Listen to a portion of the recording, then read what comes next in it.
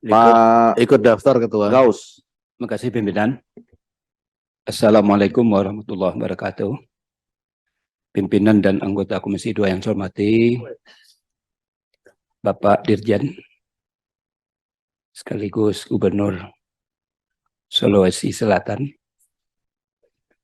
Ketua KPU beserta seluruh komisioner yang saya hormati, Bawaslu, seluruh komisioner, serta jajaran, Ketua DKPP hadirin dan hadirat yang berbahagia. Pertama, tentu saya memberikan apresiasi yang luar biasa kepada KPU yang sudah melakukan dan menyusun hal-hal yang berkaitan terhadap pertama dengan keluarnya putusan Mahkamah Konstitusi berkaitan terhadap persoalan kampanye pemilihan umum, di mana KPU sudah menyesuaikan antara tahapan yang sudah dibuat dengan apa yang diputuskan oleh MK.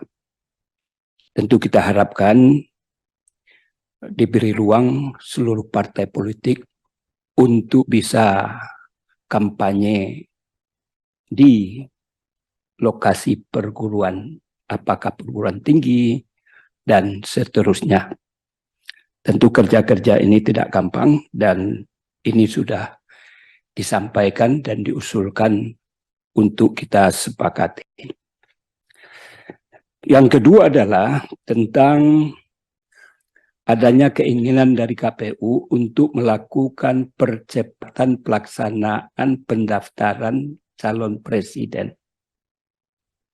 Semalam kita sudah bahas dan dua opsi yang disampaikan kepada kami dan saya berpendapat opsi yang paling elegan itu adalah tanggal 19 sampai dengan 25 Oktober.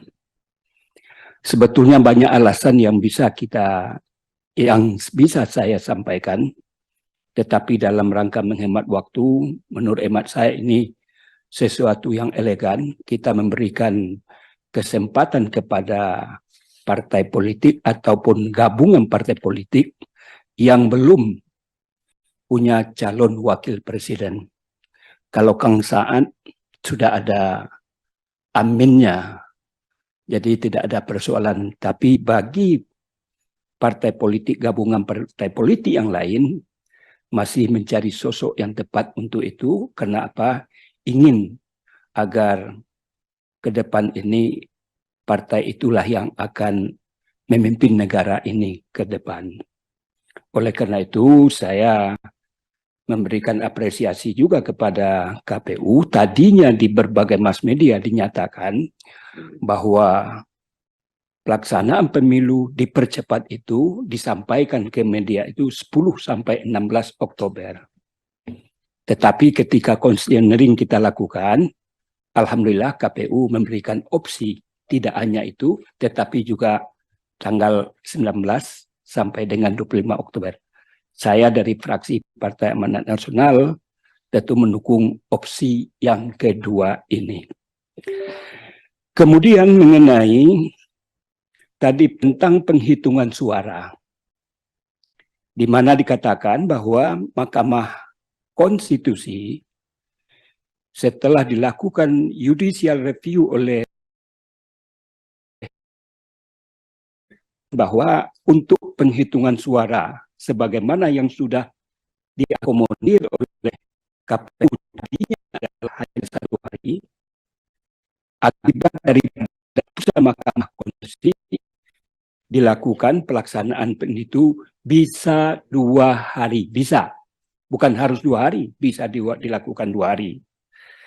Bisa dilakukan 2 hari itu dengan pertimbangan adalah apabila penghitungan suara belum selesai, maka diperpanjang paling lama 12 jam tanpa jeda. Ini yang penting ini.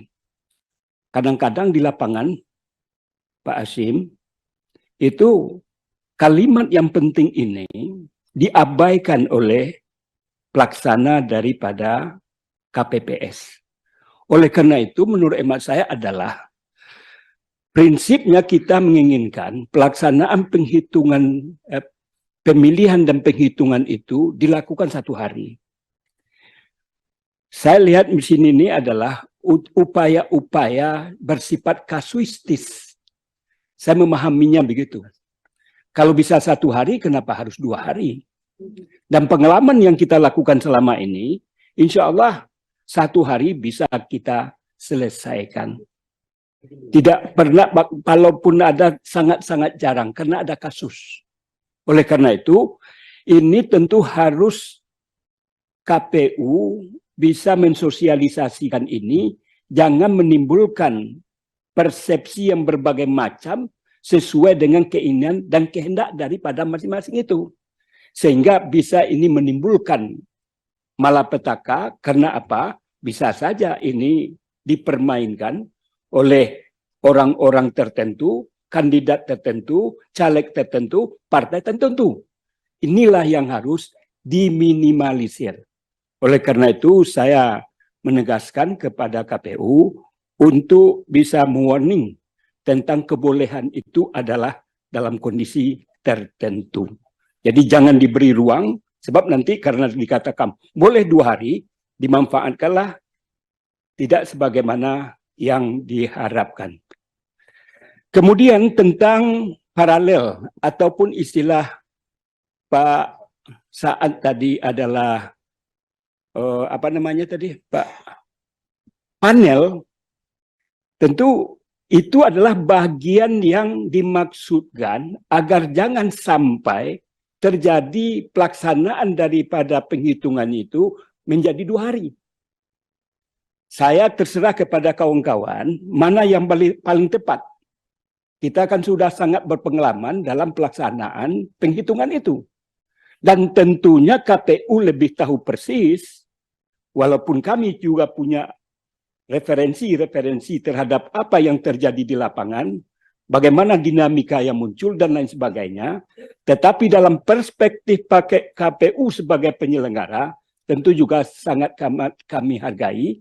Oleh karena itu, kami serahkan kepada kawan-kawan juga KPU, mana yang lebih tepat tentang pelaksanaan ini, apakah dilakukan secara paralel atau hanya sebagaimana pelaksanaan pada pemilu 2019. Barangkali itulah beberapa hal yang ingin saya sampaikan. Mudah-mudahan apa yang kita sepakati ini menjadikan pelaksanaan pemilu ke depan ini lebih baik, lebih demokratis.